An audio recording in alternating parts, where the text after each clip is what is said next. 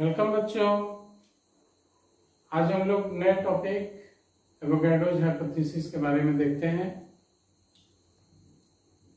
पिछले video class में हम लोगों ने Dalton's atomic theory and Gay Lussac's law of gases volume के बारे में पढ़ लिया है। उन दोनों लॉज को मिला करके एक नया लॉ बर्जीलियस साहब ने दिया था। सबसे पहले देखते हैं डाल्टन्स एटॉमिक थ्योरी क्या कहता है, गैल-लेज़ाक्स लॉ क्या कहता है। सबसे पहले है डाल्टन्स एटॉमिक थ्योरी। डाल्टन साहब ने कहा था कि elements combine in simple ratio of their atoms. Elements combine in simple ratio of their atoms.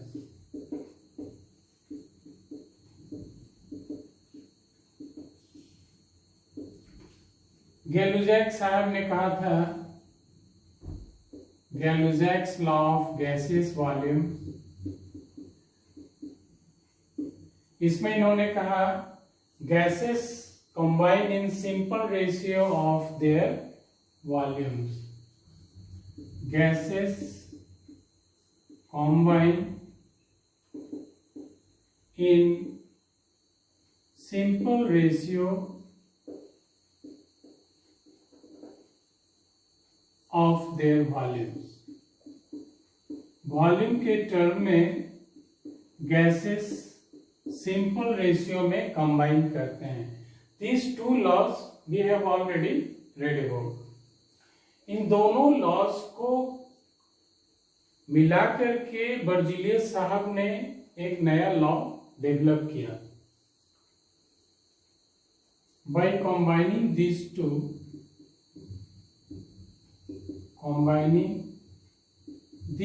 laws, Berzelius proposed a new theory. Berzelius proposed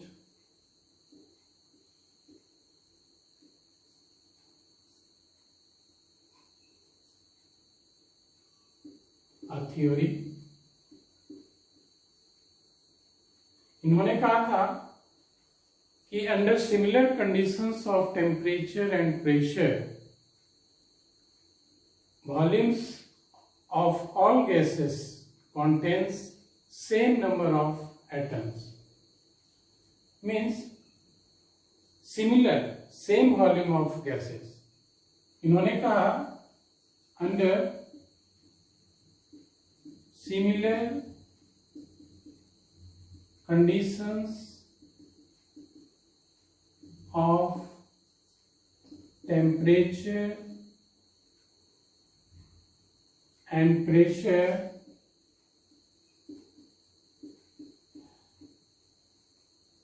equal volumes of all gases, equal volumes of all gases contain equal number of atoms.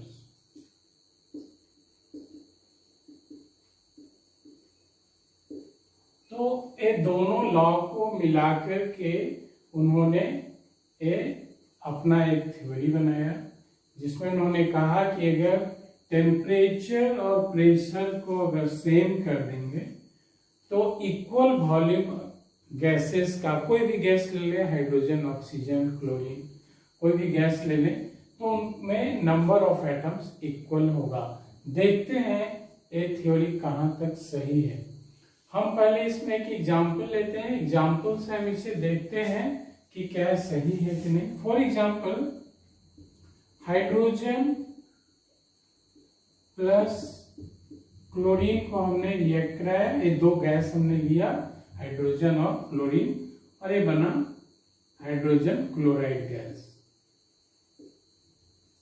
Hydrogen chloride. दो gas मिलकर के तीसरा gas का निर्माण। तो अगर temperature pressure अगर हम फिक्स कर दिए तो मान लीजिए वॉल्यूम के टर्म में कंबाइन कर रहा है one volume H2 + Cl2 2HCl होता है, तो one volume chlorine combine to form two volume of hydrogen chloride. चूंकि volume is related with the number of atoms, तो यहां पे हम क्या कर देंगे, मान लीजिए इसमें n नंबर ऑफ एटम्स है, n atoms of hydrogen combined with n atoms of chlorine to form 2n। चूंकि ये कंपाउंड है तो ये कंपाउंड एटम्स इन्होंने कहा 2n कंपाउंड एटम्स। और मान लीजिए यहाँ पे हम 1 एटम कर दें, n एटम की जगह 1 एटम कंबाइन कर रहा है हाइड्रोजन का, 1 एटम कंबाइन करता है क्लोरीन का, तो बनेगा 2 कंपाउंड एटम, 2 कंपाउंड एटम। अब हमको अगर एक कंपाउंड एटम्स बनाना है तो उसको 2 से डिवाइड कर देंगे तो 1 कंपाउंड एटम हो जाएगा। तो लेफ्ट साइड में भी 2 से डिवाइड करना होगा, तो इसीलिए ये हो जाएगा 1/2 atoms of hydrogen and 1/2 atom of chlorine combine to form 1 compound atom of hydrogen chloride. Now we will write here 1/2 atom hydrogen and 1/2 atom chlorine, both of which combine to form 1 compound atom। 2 से यहाँ भी divide हो जाएगा 1 compound atom।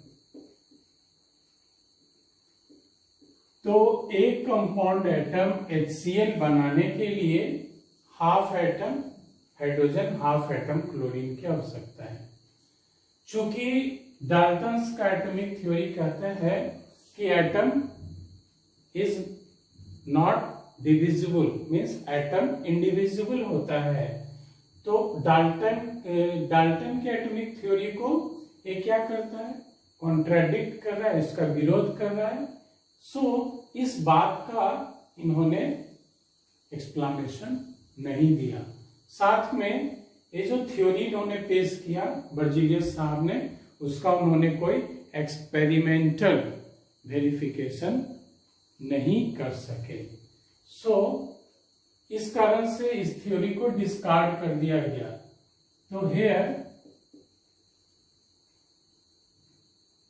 1/2 atom contradicts the Dalton's atomic theory।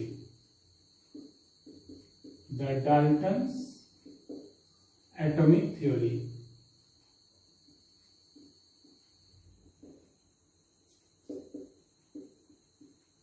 that is atom is indivisible।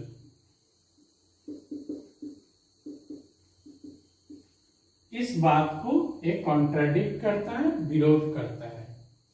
So Berzelius theory discarded। So Berzelius theory discarded। अब जो है सन 1811 में Italy के साइंटिस्ट थे एवोगैड्रो, उन्होंने एक थ्योरी दिया जिसे कहते हैं एवोगैड्रोज हाइपोथेसिस या एवोगैड्रोज थ्योरी, एवोगैड्रोज लॉ। चूंकि अब उनका काफी दिनों से वो थ्योरी चल रहा है, so you can say Avogadro's law. तो इटालियन साइंटिस्ट थे इटालियन साइंटिस्ट एवोगैड्रो।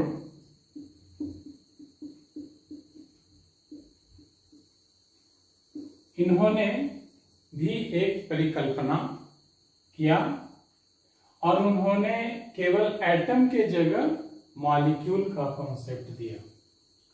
ये 1811 की बात है।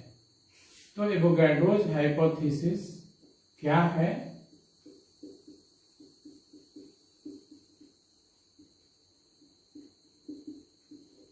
सारा वही है, केवल एटम के जगह मॉलिक्यूल करना है। Under similar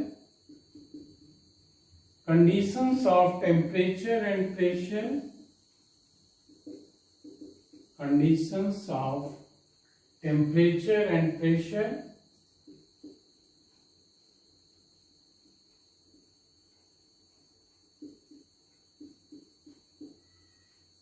equal volumes of all gases, equal volumes of all gases contain same number of molecules, same number of molecules। अब देखते हैं कि ये हाइपोथेसिस कहां तक सही है। फिर हम लोग वही एग्जाम्पल लेते हैं और उसे देखते हैं कि क्या एवोगैड्रो का हाइपोथेसिस सही है, एक्सप्लेन करता है एग्जाम्पल में या नहीं। तो फिर से वही एग्जाम्पल लेते हैं, hydrogen plus chlorine, hydrogen chloride gas. Hydrogen plus chlorine, hydrogen chloride gas. तो यहां भी वही एक volume, one volume and two volume form hydrogen chloride. अब यहां पे हम लोग क्या करेंगे, एटम की जगह एक्चुअली एक कॉन्सेप्ट इन्होंने एटम और मॉलिक्यूल में इन्होंने डिफरेंशिएट किया यहां पर, और इन्होंने कहा कि एटम और मॉलिक्यूल में क्या अंतर है। Atom is the smallest particle of an element which may or may not exist independently and takes part in chemical reaction। इन्होंने कहा कि एटम किसी भी केमिकल रिएक्शन में भाग लेता है, और मॉलिक्यूल्स को उन्होंने कहा it is the smallest particle of a compound which exist independently. तो ए एटम और मॉलिक्यूल में इन्होंने डिफरेंशिएट किया, जिसके बारे में पहले भी हम लोगों ने देखा है, what is atom, what is molecule, so need not write here. तो इन्होंने कहा मान लीजिए वन वॉल्यूम में n मॉलिक्यूल हाइड्रोजन है और n मॉलिक्यूल क्लोरीन है, एंड 2n मॉलिक्यूल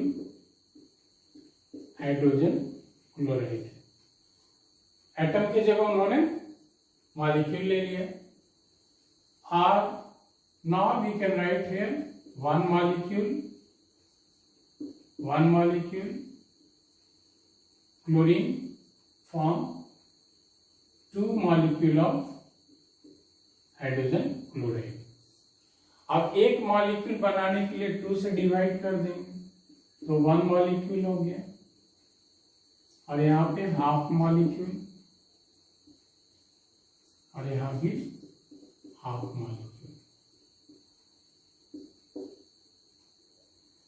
अब देखिए ये हाफ मॉलिक्यूल, चूंकि हम लोग जानते हैं हाइड्रोजन कि एक मॉलिक्यूल में 2 एटम होता है, तो ये हाफ मॉलिक्यूल में एक एटम हो गया हाइड्रोजन, एक एटम हो गया क्लोरीन, और एक मॉलिक्यूल हाइड्रोजन क्लोराइड फॉर्म करता है। तो इसको हम लोग 1 एटम लिखेंगे, 1 atom of hydrogen and 1 atom of chlorine combined to form 1 molecule of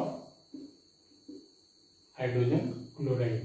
It means ये जो एटम है, यही एटम रिएक्शन में भाग लेता है। इस तरह से हाइपोथेसिस एक्सप्लेन करता है कि जो रिएक्टिंग मॉलिक्यूल है वो ब्रेक होता है एटम के रूप में, और एटम कंबाइन करके मॉलिक्यूल फॉर्म करता है।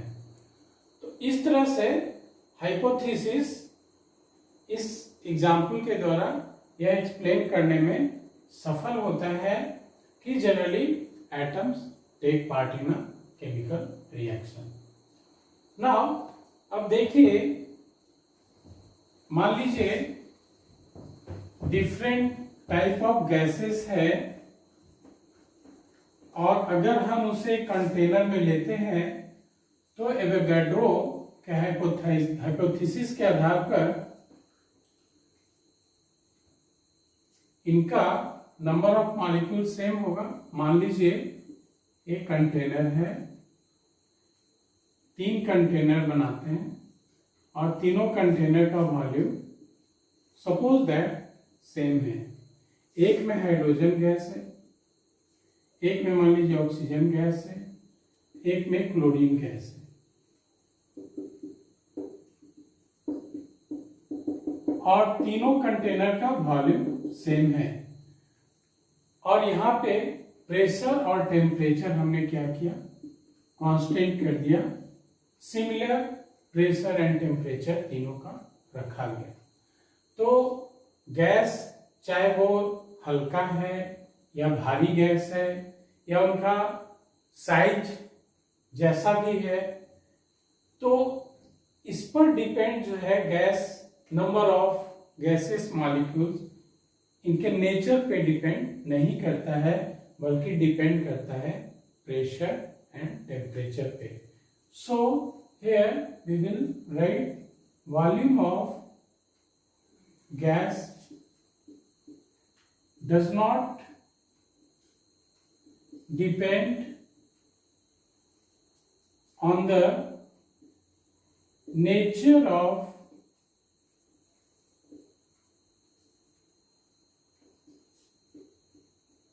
gaseous molecules, that is size or mass. Means size या मास पे डिपेंड नहीं करेगा, वो डिपेंड करता है प्रेशर और टेम्परेचर पे। तो किसी तरह का गैस लेते हैं, अगर वॉल्यूम सेम है तो नंबर ऑफ मॉलिक्यूल सेम होगा।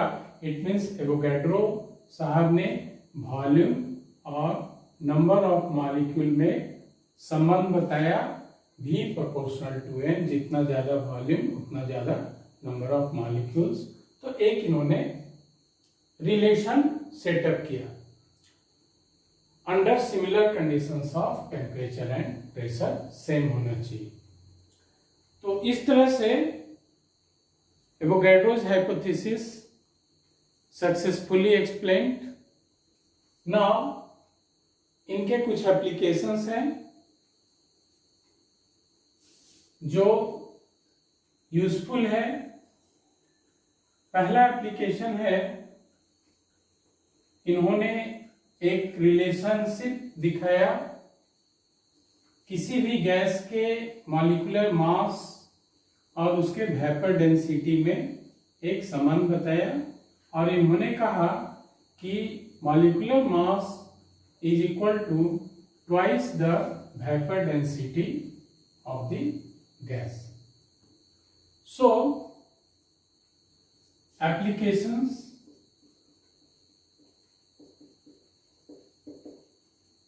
of Avogadro's hypothesis. Number 1,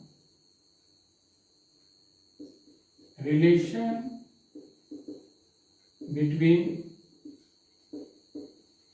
molecular mass and vapor density.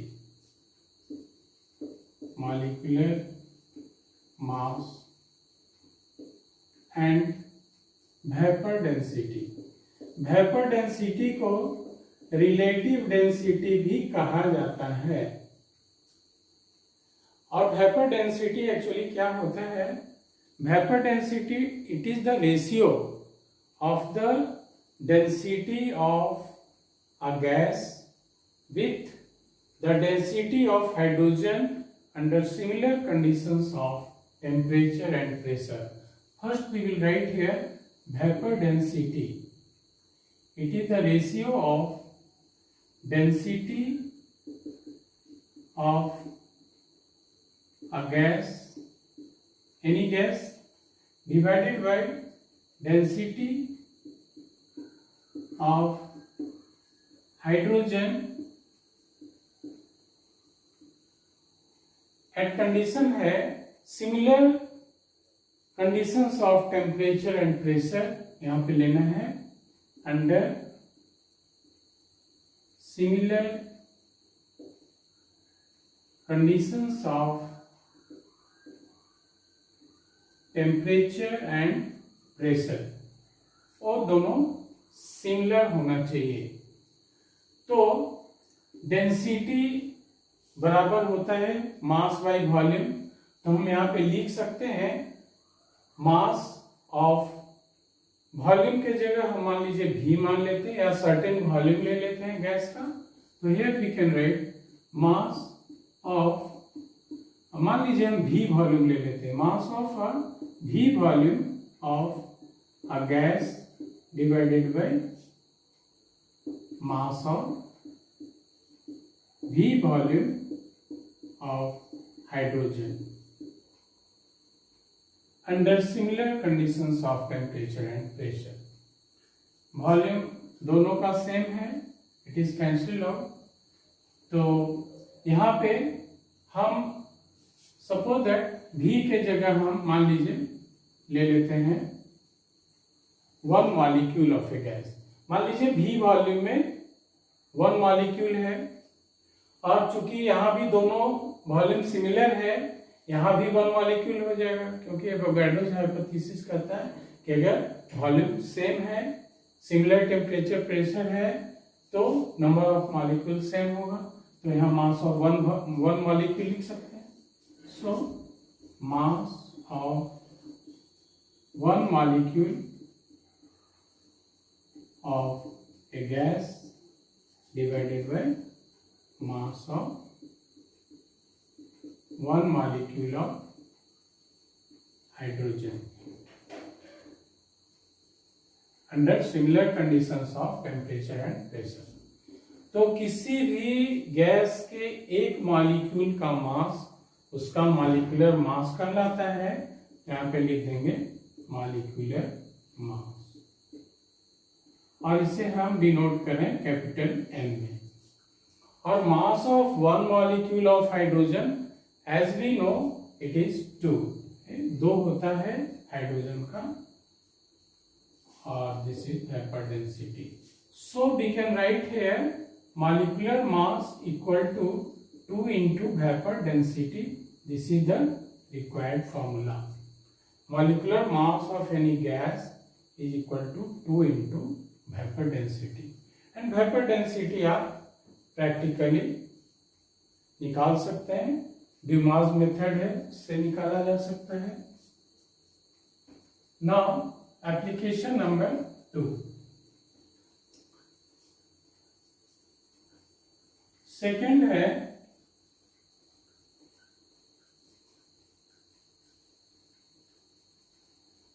Avogadro's hypothesis.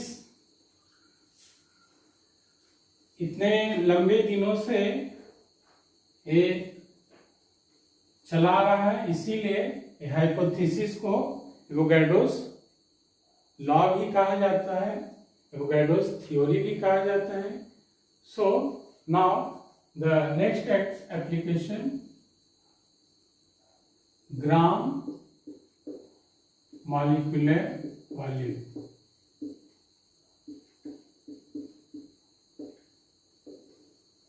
Gram molecule का मतलब हो गया 1 मोल, तो इसे हम मोलर वॉल्यूम भी कह सकते हैं। किसी भी गैस के 1 मोल का आयतन कितना होगा एनटीपी पर, नॉर्मल टेम्परेचर प्रेशर पे।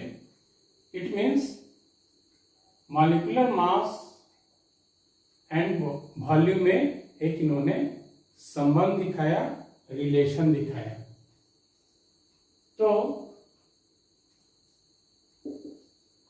as we know, density of hydrogen at NTP ये पाया गया है एक्सपेरिमेंटली 0.0009 ग्राम पर ml। NTP का मतलब होता है नॉर्मल टेम्परेचर एंड प्रेशर, इसे STP भी कह सकते हैं, नॉर्मल टेम्परेचर एंड प्रेशर।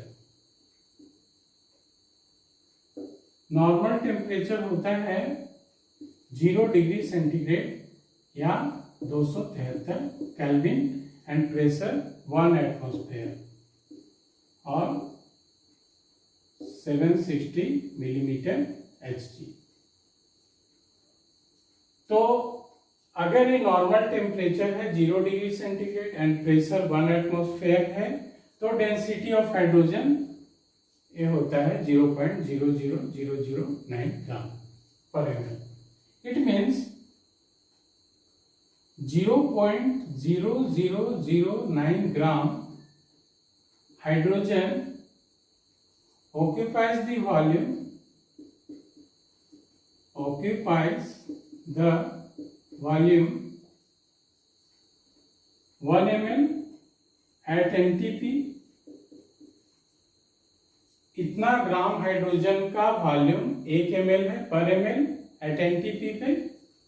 तो 1 ग्राम अगर हम लेते हैं hydrogen, it means 1 divided by 0.09 gram, sorry milli at NTP।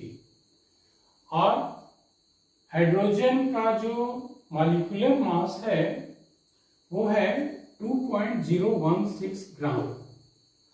ये मॉलिक्यूलर मास इन ग्राम अगर लेते हैं, दैट मीन्स ये हो गया 1 मोल के बराबर। It means 1 mole of hydrogen कितना वॉल्यूम ऑक्यूपाई करेगा, हम यहां से निकाल सकते हैं 9 into 2.016, और ये आता है, कैलकुलेट करेंगे 22,400 ml और 22.4 litre. It means 1 mole of hydrogen at NTP occupies 22.4 litre. हम इसे ऐसे कह सकते हैं 22.4 लीटर NTP पे किसी भी गैस का मास उसके मॉलिक्यूलर मास इन ग्राम के बराबर होगा। It means 1 mole of any gas at NTP contains 22.4 liter. So Avogadro's hypothesis here is very useful for the numericals। यहाँ पे हम सॉल्व करेंगे तो ये एप्लीकेशन वहां पे काफी यूजफुल होगा। यहाँ पे लिख सकते हैं 1 mole of any gas at NTP या STP एक ही बात है, स्टैंडर्ड टेम्परेचर प्रेशर या normal temperature pressure at STP। 1 mole of any gas at STP occupies 22.4 liter, occupies volume 22.4 liter. Now third application is atomicity of gases, ये जो है atomicity बताता है किसी गैस का, atomicity of gases.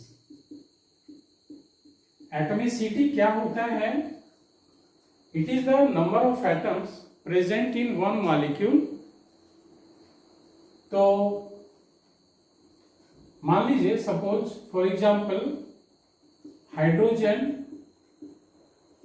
Plus oxygen combine to form water vapour, water vapour. तो from Avogadro's hypothesis हम लोग इसे वॉल्यूम के टर्म में लिखते हैं, 2H2 plus O2 2H2 होता है, experimentally it is found. So 2 volume hydrogen combines with 1 volume of oxygen to form 2 volume of water vapour as we know. तो यहाँ पे 2 मॉलिक्यूल डायरेक्ट लिख सकते हैं from the hypothesis molecule concept given by Avogadro. 1 molecule and it forms 2 molecule of water vapor, and for getting 1 molecule of water vapor we divide by 2 here, then 1 molecule of hydrogen combined to form half molecule of oxygen to form 1 molecule of water। तो अब ये देखेंगे कि half molecule oxygen का मतलब कितना oxygen atom है इसमें। तो इसके लिए हम इनके वेट निकाल करके देख सकते हैं weight of half molecule oxygen कितना होगा।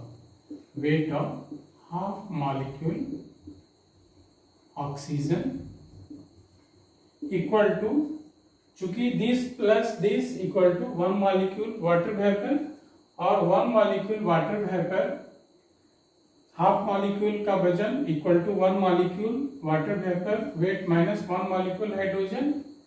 तो weight of 1 molecule water vapour minus weight of 1 molecule hydrogen. This is the expression, and from here we find out 1 molecule water vapor actually it is 18 AMU minus 1 molecule of hydrogen we know 2, so it is here 16 AMU। 16 AMU एक oxygen atom का मास होता है, इसीलिए हम लिख सकते हैं half molecule of oxygen equal to 1 atom of oxygen, that is equal to 16 Mv। It means half molecule oxygen में 1 एटम है, तो 1 मॉलिक्यूल ऑफ ऑक्सीजन में 2 एटम हो जाएगा। So 1 molecule oxygen contains 2 atoms of oxygen। तो atomicity कितना हो गया? जितना number of atoms present in 1 molecule of that element, तो यहाँ पे नंबर ऑफ एटम्स 2 हो गया, तो यहाँ लिख देंगे atomicity of oxygen equal to 2। तो इस तरह से एटॉमिसिटी ऑफ गैसेस इससे इवेलुएट किया जा सकता है। So atomicity of oxygen equal to 2। Now the next application is to determine the molecular formula of a gas। Number next है 4th application, determination of molecular formula of a gas. किसी भी gas के molecular formula को भी हम इस hypothesis से find out कर सकते हैं। Molecular formula of gases.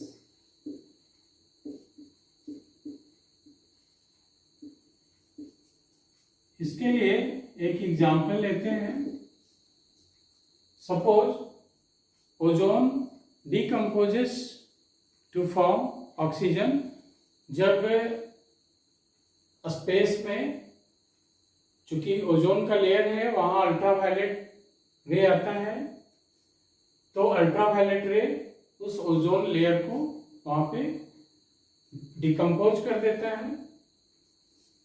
Here we write ozone decomposition reaction happens to form oxygen. Sorry, यहाँ पे वर्ड में लिखना है ozone decomposes to form oxygen.